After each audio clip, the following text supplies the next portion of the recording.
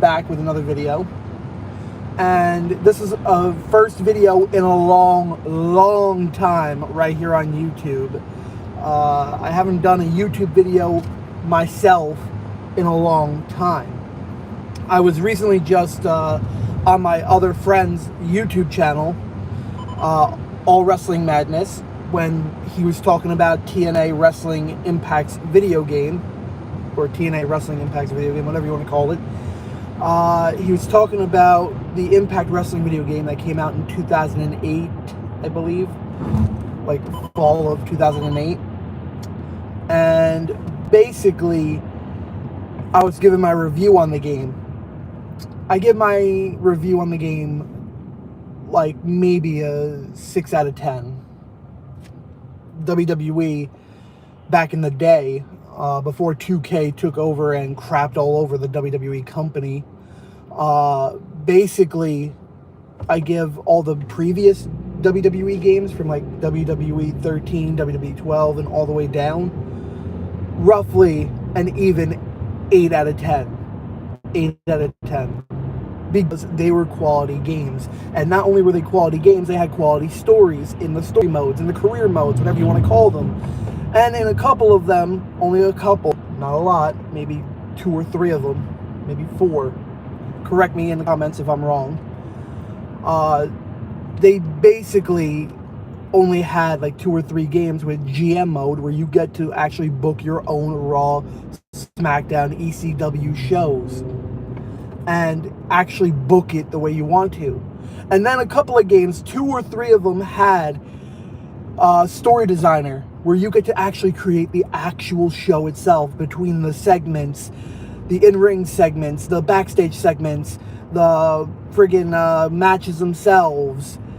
And you get to create whatever you want by writing the dialogue for the stars. Yeah, there was no voice acting in story designer, but still, you got creative control over the shows that you wanted. And you could create custom shows. It doesn't even have to be the Raw set or the SmackDown set or the pay-per-view sets. You can create your own wrestling rings and wrestling shows, and it still meant the world to do all that. I mean, seriously, story designer, in my opinion, was the best thing that WWE has ever done. And I feel like they should bring it back, because it was the best thing I could have done. I loved story designer. I used to create my own matches, my own shows for WWE.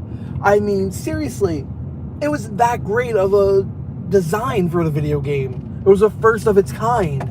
Yeah, you had GM mode where you can create the show within reason and trade superstars to other shows and get superstars from other shows onto your show. Yeah, but this is where you get to actually physically create the show itself. From what happens in the ring to what happens in the back, everything. I mean, seriously, it was that well put together. So that's why those games that had story designer, I would give it a solid 10. A solid 10. And that's hard for me to do with movies, games, music, whatever, to give things a solid 10, because there's always flaws here and there, small flaws here and there. But that's what gives these games the creative control that you had. Seriously. I mean, I loved these games growing up. I used to play games like WWF SmackDown, Just Bring It, or WWF SmackDown Shut Your Mouth. And these games were fantastic for its time. Fan-freaking-tastic for its time. But the games went downhill when 2K took over and decided, hey, why not destroy the series? Why not destroy the WWE as we know it? And shit all over it and create freaking glitches and errors and all this happy crap that doesn't need to be in video games. You see, back in the day, you might have had a WWE roster in a video game of maybe 50 to 60. Then they tried to boost it to about 70 or 80 people in a video game. I can be wrong. Correct me if I'm wrong. I'll allow it. But about 60 to 70 at one point, all in one game. TNA had about 15 to 20 people in a video game because they had a smaller roster to work with. You had guys like AJ Styles, Booker T, Bubba Ray Dudley, Devon Dudley, Eric Young, Who else? Jeff Jarrett, Kurt Angle, Sting, so many other great talent, Abyss. And then you had TNA Wrestling Video Games' first ever creation of its kind, a character that now goes by Manic, but started out as a, let's just say, a bad term for a name of a character. I'm not going to say it here. I don't want to get demonetized. Not that I'm monetized at all, but I don't want to risk where I have to wait longer to be monetized. So I'm not going to say the true name of the character, but if you know who Manic is in TNA, then you know who I'm talking about, where he originally came from, the concept of him originally came from. But yeah, WWE had great games. Just Bring It, Shut Your Mouth, Here Comes the Pain. All these great games, and then the SmackDown vs. Raw series were phenomenal. I mean, I enjoyed the hell out of these video games when I grew up. My favorite of all time, hands down, my favorite game of all time is Here Comes the Pain. I loved it, I loved it, I loved it. I'm not going to say anything bad about it. It is one of the greatest games WWE has ever created. Hands down, one of the greatest games. Now, on the other hand, one of the worst games WWE has ever created that I know of, you can decide in the comments below or to the side, wherever, what you think. Basically, the worst game, in my opinion, that WWE has put out has to be WWE 2K19. Because when 2019 hit in real life, the games all crashed. All freaking crashed. They crashed. They glitched and they crashed on 2019, the year that the game was modeled after. I mean, seriously. It's like an omen, basically, saying, this game shouldn't be played past 2019. It's like, bro, seriously. It shouldn't be played. So, instead, go back. If you have a PlayStation 2, hook it back up. Yeah, it's retro. Yeah, it's old school. The graphics aren't as good as what you're used to in today's society, in modern day, with the 4K, 8K, whatever graphics that you have. It's not like that, but the quality of the game is there. The quality will always be there. The graphic quality may not be there because you're so spoiled and used to freaking 1080p, 4K quality, like picture quality. But still, if you want just awesome gameplay, I highly freaking suggest picking up, if you have somewhere in your house a PlayStation 2 or even an Xbox 360. Yeah, I'm going back old school. Xbox 360. If you have one of those two consoles, or even both, I suggest picking up a WWE game from the past. Whether it's Just Bring It for the PlayStation 2, Shut Your Mouth for the PlayStation 2, Here Comes the Pain for the PlayStation 2, SmackDown vs. Raw, SmackDown vs. Raw 06, 07, and 08. And then switching on over to the Xbox 360, I would suggest SmackDown vs. Raw 2009. Top tier. Then 2010, 2011, then WWE 12, and WWE 13. Anything past 13, I would say destroy, sell, whatever you want to do with it. Just toss it out, sell it, whatever you want to do. Because it's not that great of a game past WWE 13. I promise you that. Yeah, you might have your favorite stars in 2K14, 2K15, and beyond. But I don't know why. In my opinion, I just never got used to the quality of the gaming past WWE 13. I mean, WWE 13, if I'm correct, I think. Yeah, WWE 13 was CM Punk on the cover. One of my favorite superstars of all time, CM Punk. I'll give you a little bit of a story.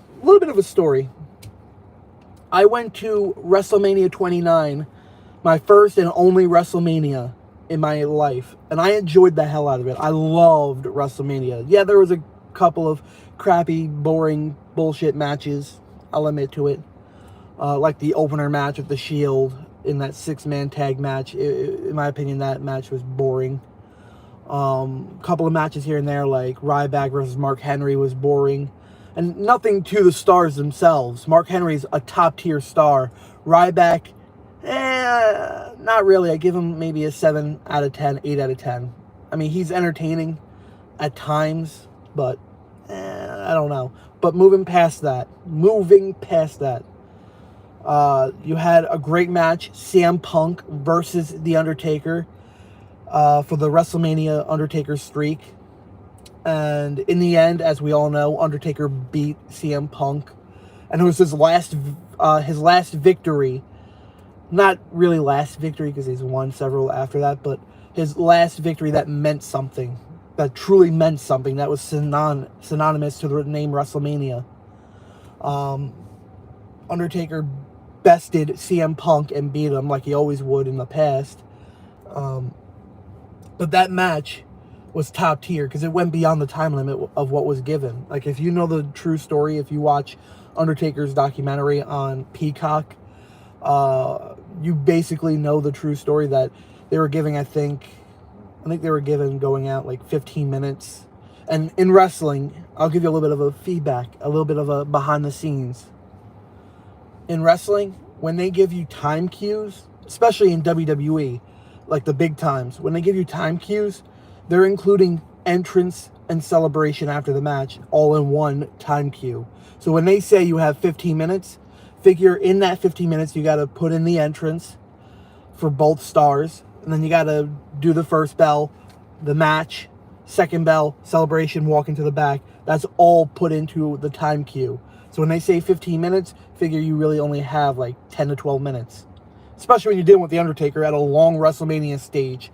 You have even less time because they have to put in how long it takes for Undertaker to make his entrance, how long it takes CM Punk or Jeff Hardy or Matt Hardy or Edge or anybody else to make their entrance. And then they have to put in the time for the match itself, and then how long it takes for them to get back into the back. So all that is put into calculation when it comes to time cues, time matches, time lengths. But I think that match was supposed to be like 18 minutes, including entrances and all. But they were having so much fun in the ring with each other and having such a great time, putting on a great show, that they went over their time limit. Because what was supposed to happen was it was supposed to be Undertaker, CM Punk, followed by the intergender tag match with the Bellas, the Funkadactyls, Cody Rhodes, Damian Sandow, Brodus Clay, Tensai, facing each other in a 6-man intergender tag match. 6-person intergender tag match. But that didn't happen because Undertaker and Punk went beyond their time and stole their time by accident because they were having too much fun and didn't really realize, between them and also the producer and Vince McMahon in the back not giving the right cues on time, probably, they went beyond their time. But that's WrestleMania 29. I had a blast, nonetheless.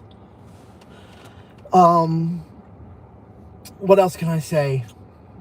Oh, I was just asked, yet again, I was asked if I can come back to ECPW, East Coast Professional Wrestling. They're having another show in January at the same place, Dedication Sports Facility in Port Jefferson, New York, off of North Bicycle Path. That's Dedication Sports Facility in Port Jefferson, New York, sometime in January.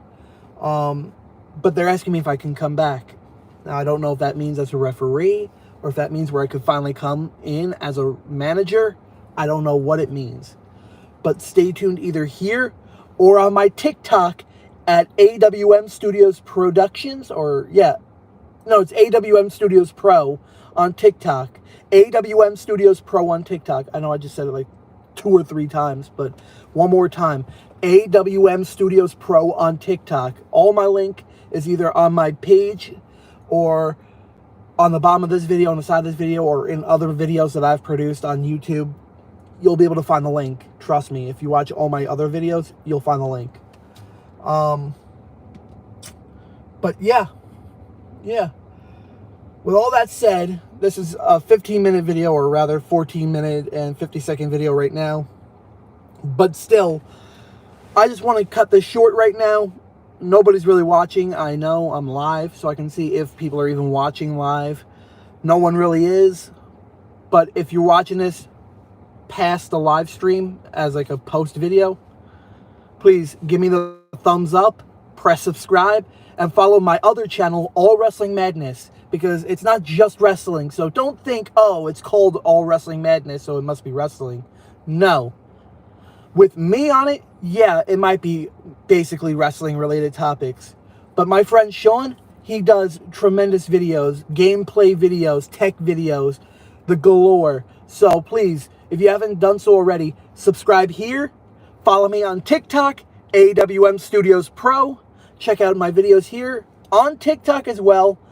And check out my friend Sean's videos, All Wrestling Madness, and subscribe to him as well. Thank you again, and talk to you all hopefully live in another video. Hopefully when I do another live stream, there'll actually be people on.